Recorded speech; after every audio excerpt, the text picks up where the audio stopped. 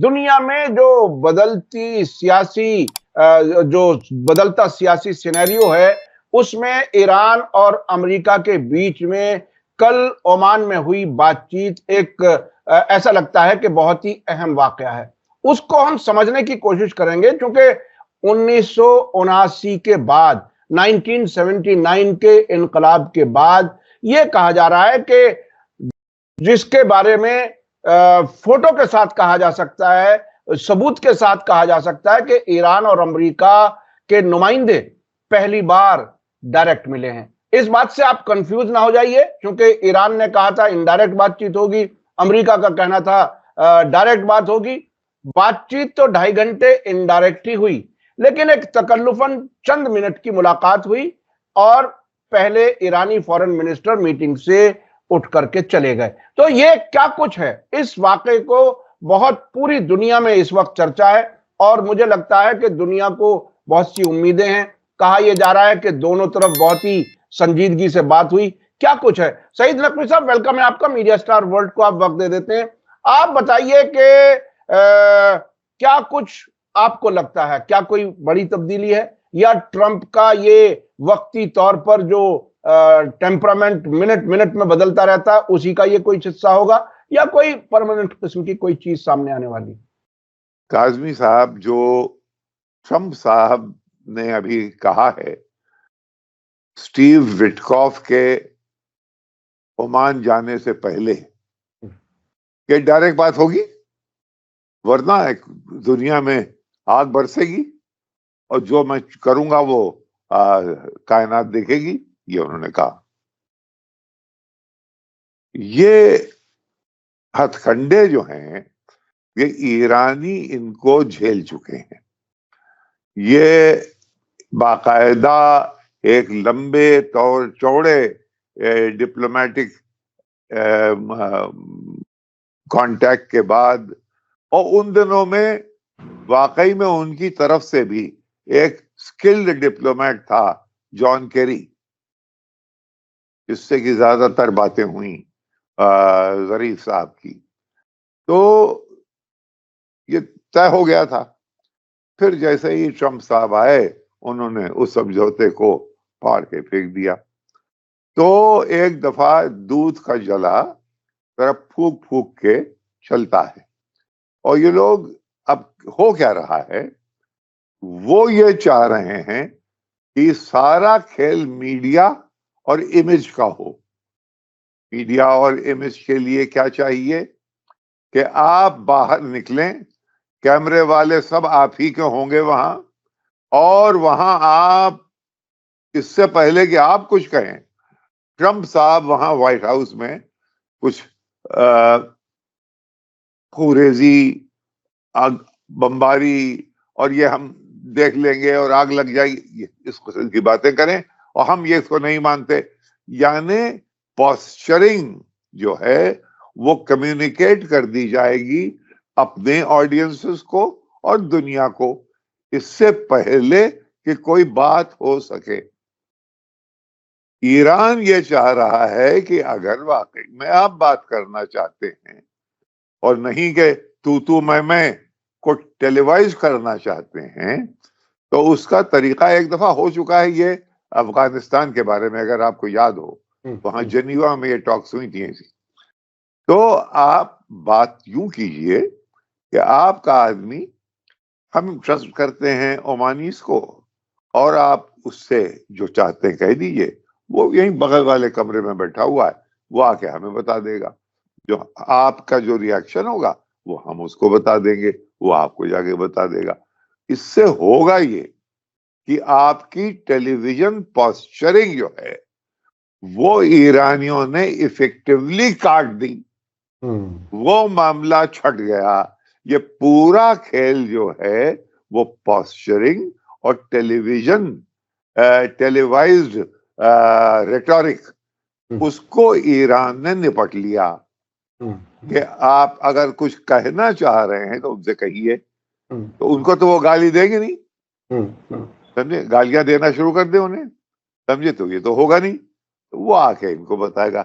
नतीजा ये हुआ, लेकिन लगे हुए हैं वो इसी पे कि वह मैंने तो कह दिया था कि बात डायरेक्ट होगी, वो बात वो डायरेक्ट हो नहीं रही है।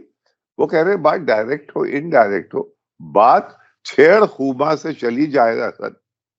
गालिब का मिसरा है, छेड़ खूबा से चली जाए असद, कुछ कुछ नहीं है तो अदावत ही सही। लेकिन यह कि कुछ चली तो जाए। तुम तो अगर आके एकदम से गालियां बकने लगो और वो टेलीविजन उसको दिखा दे तो मालूम है तुम्हारी तो जय जयकार हो गई और हम लोग बेवकूफ बन गए। तो हम इस चक्कर में आने वाले नहीं है। ये ईरानी ने उनसे कह दिया, आप उनसे बात कीजिए। लेकिन अब वहां तो बेचैनी ये है, वो तो कमिट कर चुके हैं कि डायरेक्ट बात होगी। डायरेक्ट बात ईरान ने मना कर दी। तो किसी तरह से अब इसको कैसे बचाया जाए? तो ये हुआ कि जब बात दोनों की खत्म हो गई तो जल्दी से विटकॉफ साहब आके मिल लिए और वहां अनाउंस कर दिया कि पहला डायरेक्ट कांटेक्ट हो गया। आपने देखिए, यानी बिल्कुल जिससे कि ईरान बचना चाह रहा था वही बनाने के लिए, जो कहानी अफसाना बनाना चाह रहा था अमेरिका, ट्रम्प का व्हाइट हाउस, वही एग्जैक्टली वही ड्रामा उन्होंने करने की कोशिश की।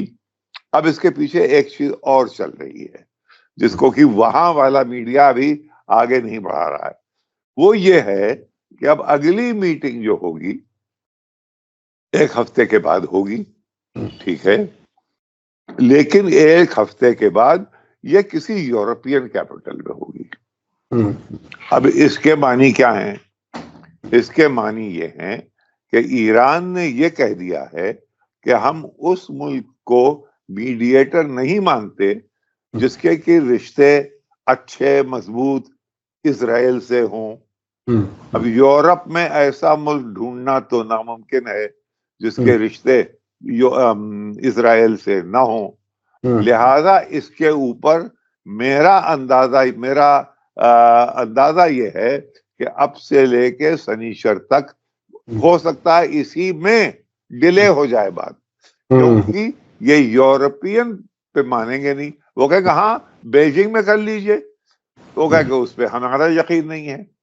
मॉस्को में कर लीजिए, वहां हमारा यकीन नहीं है। यहाँ पे किस दिन हमारे जयशंकर साहब और नरेंद्र मोदी चौंके कि यार मौका है, एक गेंदे का फूल की माला हम लोग भी थोड़ी सी अपने गले में डाल लें, तो चलो हम अपने आप को ऑफर कर दें।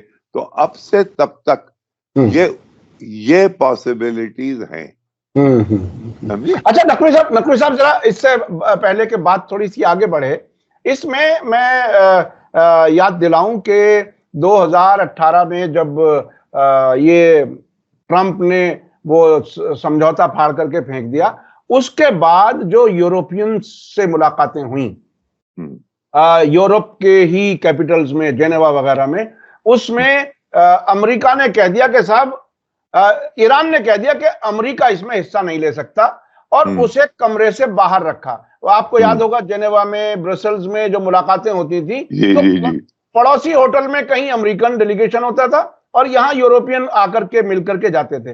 तो ये जो इस किस्म की डिप्लोमेसी जो ईरान ने एक तरह से नई किस्म की इजाद की है, खास तौर पर उस मुल्क के लिए जो अपने आप को सुपर पावर मानता है, कमरे में आने की इजाजत नहीं है, एक मेज पर बैठने की इजाजत नहीं है, तो इसमें क्या नतीजे किस तरह से आएंगे, क्या कुछ होगा, आपको क्या लगता है? अब एक तो आपने बहुत से सवाल कर दिए। एक तो यही है कि यूरोप और अमेरिका में उस जमाने में 2018 में तालमेल था। अब तो रिश्तों में इतनी कशीदगी है यूरोप में और अमेरिका में कि अगर कहीं ये कहें कि साहब हम यूरोप से बात करेंगे तो यूरोपियन शायद मान भी जाएं।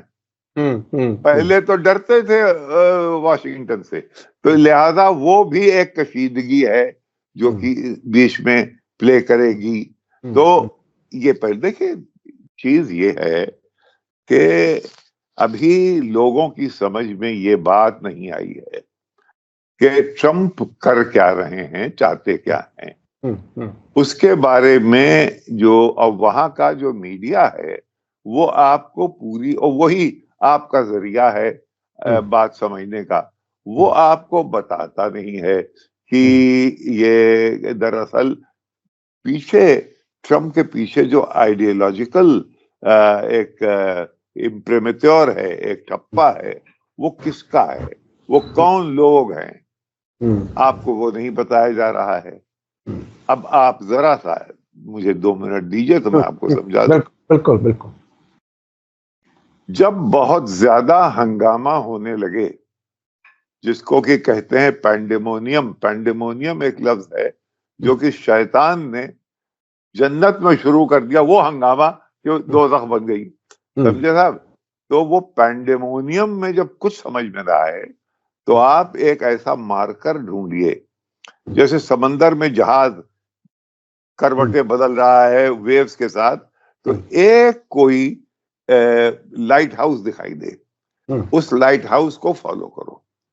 मैंने एक लाइट हाउस आइडेंटिफाई किया है और वो लाइट हाउस मैं आपके व्यूअर्स के साथ शेयर कर रहा हूं, उसका असर यहां है।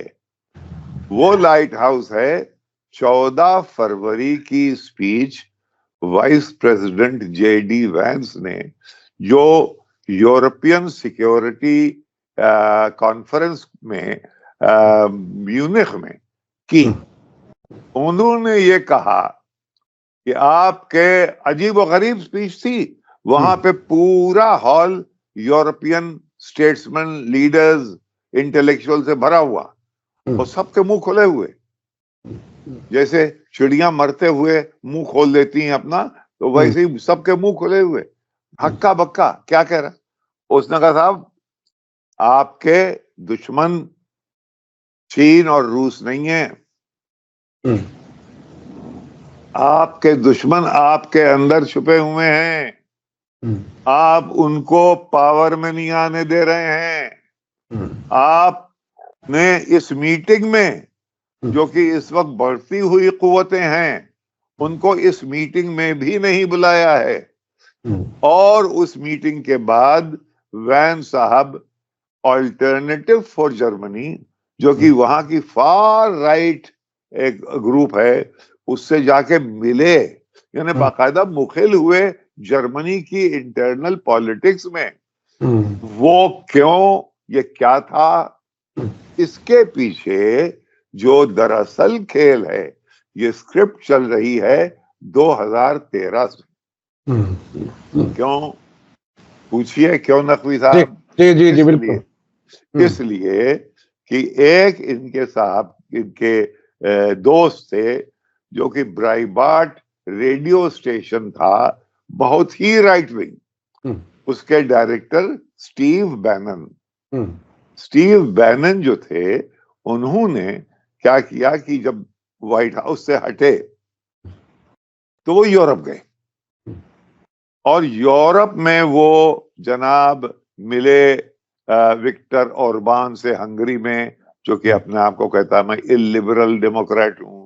फिर वो जाके मिले मरीन लपेन से, जो कि अपने आप को कहती है कि मैं फाशिस्ट नहीं हूं लेकिन इलिबरल हूं। जो कि फिर ये इटली में जाके मिले स्लावीनी से, जो कि वहां के डिप्टी लीडर हैं अभी, लेकिन वो बहुत फार राइट विंग। फिर ये गर्ट विल्डर्स हैं नेदरलैंड के, उससे मिले। फिर ये नाइजल फराज हैं, जो कि यूरोप में, इंग्लैंड में कंजर्वेटिव पार्टी ये कह रही है कि भाई फराज तुम समझौता कर लें, कुछ सीटें शेयर कर लें। वो कह रहे नहीं, मेरा काम तो यह है कि मैं कंजर्वेटिव पार्टी को बर्बाद कर दूं। तो बिल्कुल वही काम जो कि ट्रम्प कर रहे हैं, जो उनकी क्लासिकल रिपब्लिकन पार्टी है और रिपब्लिकनिज्म है, उसको खत्म करके एक नई राइट विंगिज्म लाई जाए। उसको वो कहते हैं नेशनलिज्म। नेशनलिज्म यानी अभी तक उन दिनों में जब बैनन साहब यूरोप में ये तमाम कैपिटल्स में घूम रहे थे, उन राइट विंग लीडर्स को ढूंढने के लिए जिनसे कि ट्रम्प का रिश्ता कायम किया जाए, एक ग्लोबल डिजाइन बने, उसी जमाने में एक और भी बहुत बड़े फिलैंथ्रोपिस्ट और दूसरे आइडियोलॉग हैं, उनका नाम है जॉर्ज सोरोस।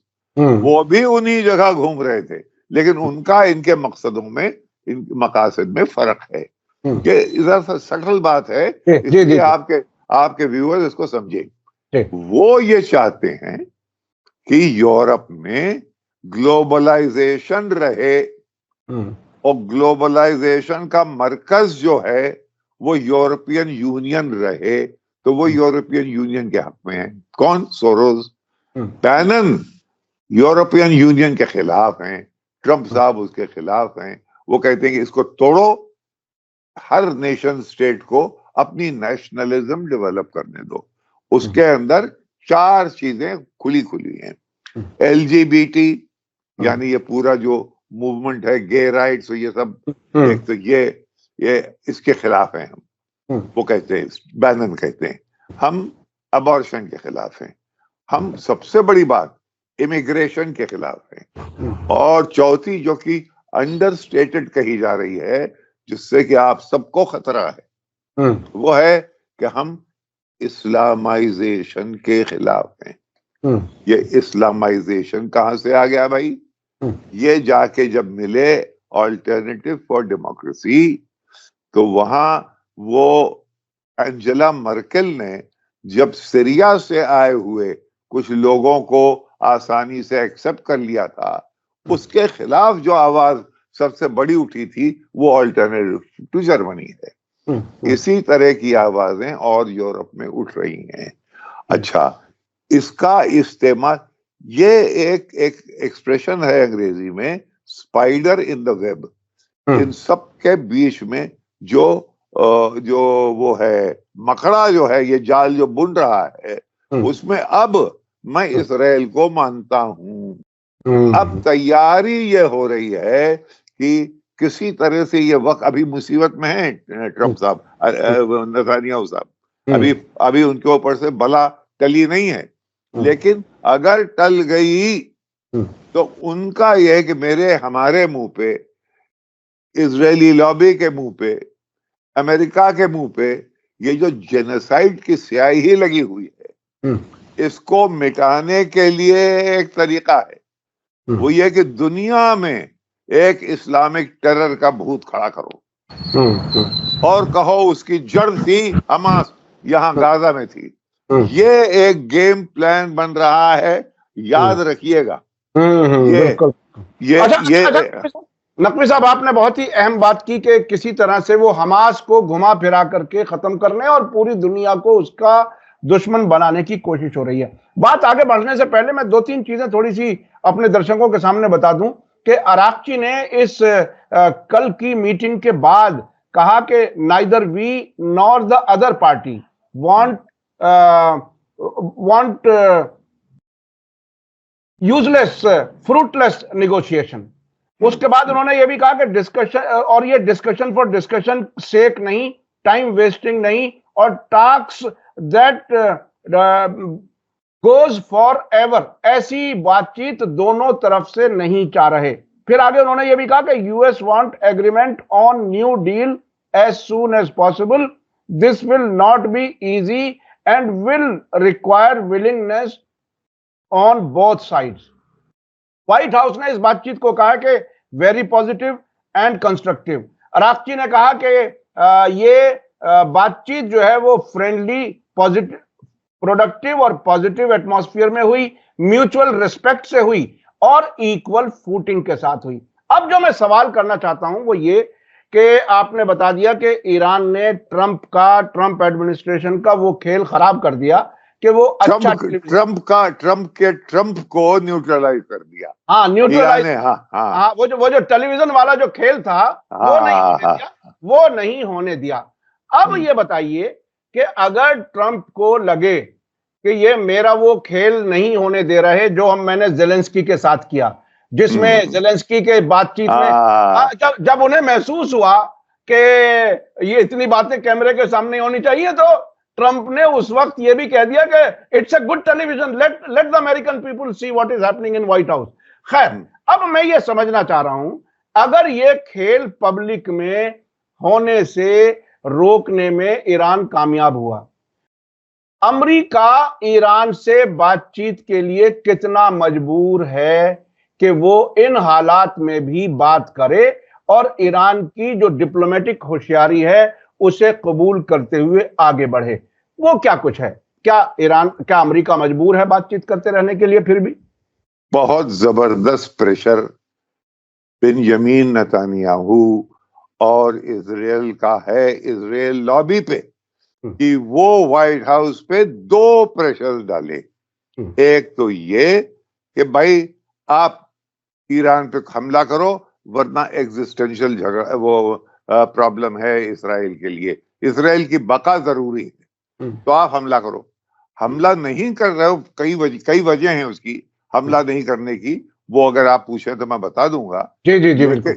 लेकिन अगर वो नहीं कर सकते तो फिर उनको बिल्कुल निहत्ता कर दो न्यूक्लियर मामले में कम से कम। तो ये बात यूं शुरू हुई होगी कि पहले तो न्यूक्लियर मामले में हम निहत्ता करें, उसी के साथ साथ उनकी जो कन्वेंशनल कामयाबियां हैं मिसाइल डेवलपमेंट में और ड्रोन्स में, उनको कम करें। उसके बाद जो कि सुलेमान कासिमी ने जो काम किया है तमाम रेजिस्टेंस मूवमेंट्स में, उनको हम खत्म करें। तो ये अभी लंबी बात फिर हो गई, क्योंकि ईरान इनमें से कोई भी नहीं मानेगा। हाँ, न्यूक्लियर इशू पे जहां पे बात खत्म हुई थी 2015 में, उसके आसपास से कहीं शुरू कीजिए, ये तो बात मालूम होती है। लेकिन आप हमें क्या दे रहे हैं? आप हमें क्या दे रहे हैं? कहीं इस गुलेल में ईरान का इसराइल का न्यूक्लियर आर्मामेंट ना आ जाए। साहब हम बिल्कुल, ये देखिए, सब आपके सामने रख रहे हैं, लेकिन इस इलाके में अगर कोई न्यूक्लियर वेपन्स है वो सामने रख दी जाए टेबल पे, बात हो जाएगी। दूध का दूध, पानी का पानी। कहीं ये ना हो, ये मैं बिल्कुल कयास लगा रहा हूं। तो इसलिए अभी ये बातें जो हैं ये प्रीमैच्योर हैं। अभी इसका मतलब ये है क्योंकि ये अटैक नहीं कर सकते, लिहाजा पीस टॉक्स को किसी न किसी तरीके से चलाए रखना बहुत जरूरी है, वरना एक बेचैनी और खलबली इसराइल के अंदर भी बढ़ती चली जा रही है कि ये क्यों नहीं कर रहे। तो नेतन्याहू को डर ये है कि अगर वो कहीं गिर गया और उसके राइट विंग ने उसको ड्रॉप कर दिया तो फिर सारा खेल अभी तक जो वो बना के आया है, समझे, वो खेल वहीं का वहीं रह जाएगा। ये जो 2023 7 अक्टूबर को जो हुआ है, तब से अब तक जो हमने हार को विक्ट्री में कन्वर्ट करके मीडिया के जरिए प्रोजेक्ट करने की कोशिश की है, वो न्यूट्रलाइज ना हो जाए, दुनिया के सामने हम बरहना ना हो जाएं कि हम कुछ भी ना कर पाए। ये अच्छा, हमला नहीं करेगा अमेरिका ईरान पर, उसकी वजह के बारे में जो आप कह रहे हैं कि आप बता सकता हूं, वो क्या वजह है? आपके जितने भी व्यूअर्स हैं वो कोई ना कोई तो दुबई गया होगा, बिल्कुल, अबू धाबी गया होगा, शायद हज के लिए रियाद भी गए हों। ये दोनों जगह जो है, अबू धाबी, वो बुर्जल खलीफा, ऐसी जो मल्टी स्टोरीड इमारतें हैं, वो इनको गिनते हैं अमेरिका के एलाइज में। कौन? ईरानियंस। तो आपने अगर जंग छेड़ दी तब तो ये सब टारगेट्स हैं। नंबर 1, कोई नहीं होने देगा, नहीं भाई, ना होना, बर्बाद हो जाएंगे हम, ये ना होने देना, ठीक। फिर इनकी कोई 60 अदद छावनियां हैं, छोटी मोटी, छोटी बड़ी, उस इलाके में। वो जो हैं टारगेट हो जाएंगी, अगर जंग छिड़ गई तो डायरेक्ट टारगेट हो जाएंगी। फिर 2 फोर्सेस जो हैं, जो अमेरिका ने किसी तरीके से स्टिल्थ से अपने वो गोंद से चेप के किसी तरीके से दो रिजीम्स को बनाए रखा है, वहां इतनी पॉपुलर खलबली होगी कि किंग अब्दुल्ला अम्मान में ना बचेंगे और सीसी, प्रेसिडेंट सीसी काहिरा में ना बचेंगे। ये एक अजीब और गरीब खलफिशार हो जाएगा। लिहाजा ये जंग ये नहीं है कि आपने जाके एक पहाड़ी पे बम गिरा दिया, भाई बम गिराया तो रिटेलिएशन होगा। बिल्कुल बिल्कुल ठीक है, रिटेलिएशन। अच्छा, और कहीं ऐसा ना हो कि उस रिटेलिएशन में इसराइल निपट जाए। अच्छा, मुझे याद आ रहा है 2016 में जब ईरान ने ग्लोबल हॉक अमेरिका का जो ड्रोन गिराया था, जो सबसे महंगा सबसे बड़ा, उस ड्रोन के गिरने के बाद एक बार इसी ओमान के जरिए मैसेज गया था जो मीडिया में लीक हो गया। अमेरिका ने ओमान के जरिए ईरान को मैसेज भेजा था कि, सादा जबान में कह रहा हूं, जो उसका मकसद मैं समझाऊं, कि भाई हम अपनी इज्जत बचाने के लिए आपके यहाँ किसी रेतीले इलाके में, कहीं पहाड़ी में एक आध छोटा मोटा हम स्ट्राइक करेंगे, खुदा के वास्ते आप हमारे खिलाफ कोई कार्रवाई ना करना।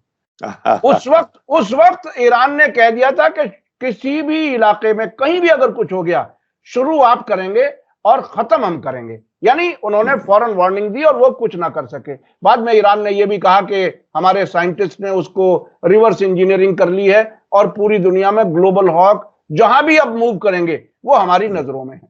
तो ये उस तरह का दुश्मन है जो बिल्कुल बराबर सामने। अच्छा, अब मैं एक दूसरे पहलू की तरफ जाना चाहता हूं। देखिए, ट्रंप ने डायरेक्ट बातचीत की बात ऐसे मौके पे की जब उनकी बगल में बैठे हुए थे नेतन्याहू। ये वही नेतन्याहू हैं जिनके कहने पर ट्रंप ने वो समझौता फाड़ के फेंका था। इन्हीं नेतन्याहू के कहने पर ईरान के खिलाफ मैक्सिमम प्रेशर पॉलिसी अपनाई गई थी। अब ये कौन सी ऐसी मजबूरी है कि नेतन्याहू और ट्रंप चाह रहे हैं कि उसके बराबर में बैठे हुए भी ऐलान किया और यह भी कहा कि 2 महीने के अंदर अंदर एग्रीमेंट कर लो। वो कौन सी मजबूरी है ट्रंप की? मजबूरी यह है कि अब अंदर जो खलफिशार है इजराइल के अंदर, वो हमें आपको वहां का मीडिया, वेस्टर्न मीडिया नहीं दिखा रहा है, लेकिन है सोल्जर्स लड़ाई पे वापस नहीं जा रहे हैं, रिफ्यूज कर रहे हैं। इंटेलिजेंस एजेंसी अभी शिन बेथ के चीफ को निकाल दिया। वो एक इतनी इंटेलिजेंस चीफ खड़ा हो जाए कि हम आपके खिलाफ हम इन्वेस्टिगेट कर रहे थे, आप हमको हटाए दे रहे हैं, समझे? एक पूरा मुल्क डिवाइडेड है। तो ये जल्दी से जल्दी अगर ना हुआ तो इसराइल में नेतन्याहू का रहना नामुमकिन है। और इसलिए इजरायली लॉबी ये चाह रही है कि भाई किसी तरह जो भी हो जल्दी जल्दी कर दो, क्योंकि इसराइल के अंदर इंटरनल सिचुएशन ऐसी डेवलप कर रही है कि ये बेन-गुविर, स्मोट्रिक ये बचने वाले नहीं हैं। लिहाजा जल्दी से जल्दी कुछ ना कुछ किया जाए, ये है। यानी अब अमेरिका और इजराइल की दोनों की मजबूरी है ईरान से बात करना और ईरान से ताल्लुक फिर से बनाना। और एक चीज याद रखिए कि ईरान इस वक्त अकेला नहीं है। अब आपने देखा, आपने 125% टैरिफ लगा दिया चीन पे। चीन के रिश्ते हैं रूस से, रूस और चीन बिल्कुल जिसे कहते हैं जॉइंट एट द हिप्स हैं। अच्छा, वो दोनों ईरान को कभी एक्सपोज नहीं होने देंगे इस तरीके से। लिहाजा ये ब्रिक्स वाला मामला जो है ये बहुत ऑकवर्ड आड़े आया है इस वक्त इनके लिए और ईरान के लिए, और वो बहुत चला जा रहा है ब्रिक्स। लिहाजा एक तो ब्रिक्स का बढ़ना, इनकी आइसोलेशनिज्म, यूरोप के साथ झगड़े, ग्रीनलैंड में उतर गए, यहाँ उतर गए, यानी एक अजीब और गरीब खलफिशार जो बना दिया है। यानी एक वाइल्ड डांस जो स्टेज पे हो रहा है कि हमको देखते रहो और दुनिया को ना देखो, जो कि हमसे कहीं आगे बढ़ी जा रही है। ये है।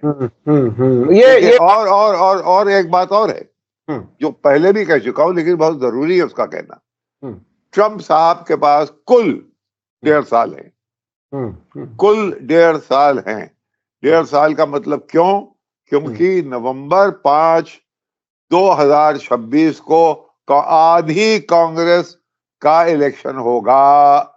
जब वो इलेक्शन होगा, वो हालात ऐसे हैं जो कि दिखाई दे रहे हैं, तो ट्रंप साहब के बैक किए हुए घोड़े कहीं हार ना जाएं। अगर वो हार गए तो ट्रंप साहब लेम डक हो जाएंगे। इसलिए आज ही आप लोग सब जाके देख लीजिए ये इंटरव्यू। स्टीव बैनन, जिसका कि मैं तस्करा कर रहा हूं, कोई मीडिया नहीं करता, मैंने आपको बताया, स्टीव बैनन का इंटरव्यू है द नेशन में कि हम लोगों ने स्ट्रैटेजी बनाई हुई है कि ये 2028 का इलेक्शन यही आदमी लड़ेगा और 2029 में भी ये व्हाइट हाउस में आएगा। यानी 2 टर्म वाला जो उसूल है वो तोड़े जाने की बात हो रही है। बहुत बड़े डेवलपमेंट्स अंदर इंटरनल अमेरिका के अंदर भी हैं। तो लिहाजा ये एक मामूली मीटिंग नहीं है मस्कट में, इसके बहुत रैमिफिकेशंस। ये बहुत ही अहम है। और वो जो आपने कहा कि इजराइल और अमेरिका दोनों जगह बेचैनी है और वो हकीकतें मीडिया में नहीं आ रही हैं। पिछले दिनों एक अमेरिकन जर्नलिस्ट इजराइल गया, जिसका हमारे एक मेहमान ने, अली बाकर आब्दी ने बेरूत से मुझे जिक्र किया, उन्होंने मुझसे ज्यादा पढ़ा था उसको। उस जर्नलिस्ट ने जो जंग में इजराइल के नुकसानात हुए हैं वो रिपोर्ट कर दिया उन्होंने। वन न्यूज कोई अमेरिका में कोई प्लेटफॉर्म है, उसके बाद एफबीआई ने उन्हें गिरफ्तार कर लिया। यानी सच क्यों बोल रहे हो, इजराइल के नुकसानात क्यों दुनिया के सामने रख रहे हो? तो ये हालत है। अच्छा, क्या मैं नतीजे के तौर पर अगर ऐसे समझूं कि 7 अक्टूबर 2023 को हमास के उन लड़कों ने जो हिम्मत की, जिनके बारे में इजरायली और वेस्टर्न मीडिया बार बार कहता है कि उसे कंडम करो तो फिर आगे बात बढ़ेगी, उन्होंने पूरी दुनिया को, सियासत को यहां लाकर के खड़ा कर दिया जहां अमेरिका और इजराइल ईरान से बातचीत करने पर मजबूर हैं। तो क्या पूरी दुनिया की किस्मत के फैसला होने का मरकज तेहरान है अब, कि वो किस तरह से बातचीत को आगे बढ़ाए और इनकी जान छूटे किसी तरह से, जिस तरह से अमेरिका और इजराइल परेशानी में है? तो क्या हमास और ईरान एक नए इंटरनेशनल वर्ल्ड ऑर्डर के बनने में कोई खास रोल अदा कर रहे हैं? क्या इस तरह से देखा जा सकता है? देखा जा सकता है, बिल्कुल। इसलिए कि अभी तक ये तो किसी ने नहीं, तस्दीक कहीं से हुई नहीं है। ईरान और इजराइल ने ये क्लेम नहीं किया है कि हमने हमास को खत्म कर दिया। अगर खत्म कर दिया तो आप वहां बात कतर में किससे कर रहे थे? अगर खत्म कर दिया तो बता दीजिए कि वो खत्म हो गए। फिर ये मिसाइल कहां से आ जाती हैं? ये बाकी जो अटैक्स हो रहे हैं आपके ऊपर, ये कहां से आ जाते? तो वो अभी नहीं हुआ है। आपने कहा था कि हमारा नॉर्दर्न इजराइल जो है वो फिर से हम आबाद कर लेंगे, आबाद हो गया? नहीं हुआ।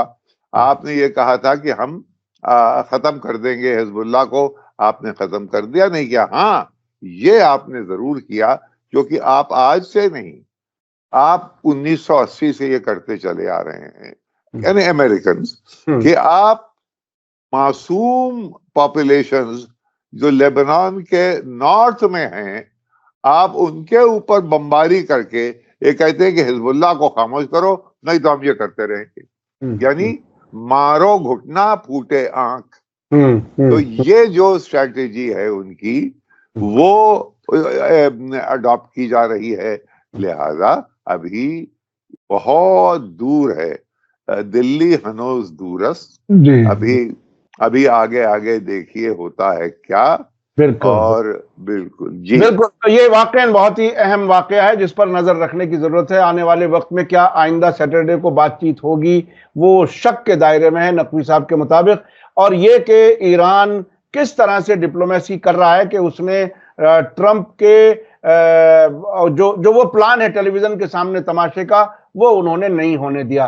तो ये आगे क्या होगा, कैसे होगा, हम आपको अपडेट करते रहेंगे। नकवी साहब, आपका बहुत बहुत शुक्रिया, आप हमें वक्त दे देते हैं। इसी के साथ मैं अपने दर्शकों से, नाजरीन से कहूंगा कि आपको आज का वीडियो कैसा लगा कमेंट्स में जरूर लिखें और ज्यादा से ज्यादा लोगों तक शेयर करें, लाइक करें, ताकि ज्यादा से ज्यादा लोगों तक ये बात पहुंच सके। इसी के साथ मुझे दीजिए इजाजत। धन्यवाद, शुक्रिया, जय भारत, जय हिंद। मीडिया स्टार वर्ल्ड के और वीडियो देखने के लिए हमारे चैनल को सब्सक्राइब करें और सीधे नोटिफिकेशन पाने के लिए बेल आइकन दबाएं।